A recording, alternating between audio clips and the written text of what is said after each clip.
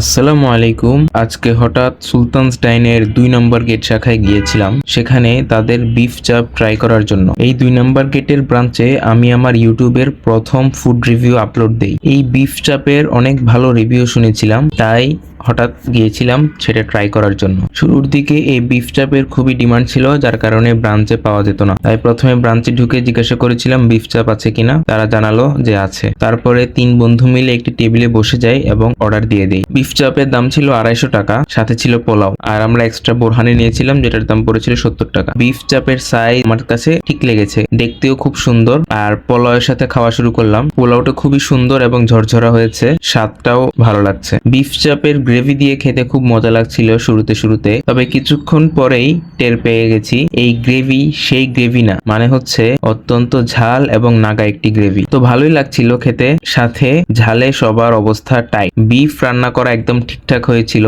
বেশি ফ্রাইও হয়নি আবার বেশি কাঁচাও থেকে যায়নি। আমার কাছে বিফ চপটা ওভারঅল 9.5 আউট অফ 10। আমার কাছে এক্সপিরিয়েন্স লেগেছে 10-এ 10, কারণ আমি ঠান্ডায় গিয়েছিলাম খেতে, তো একে তো ঠান্ডা তার উপর ঝাল, দুইটার কম্বিনেশনে 100-100। যাদের অনেক ঝাল পছন্দ তারা গিয়ে এটা ট্রাই করতে পারেন, আশা করি হতাশ করবে না। তো আমাদের টোটাল খরচ পড়েছিল পার পার্সন ৩৩৫ টাকা, 5% ভ্যাট সহ। আমি নিঃসন্দেহে বলতে পারি এটা সবার কাছে ভালো লাগবে। তাই দেখা হচ্ছে পরের কোনো ভিডিওতে। আল্লাহ হাফেজ।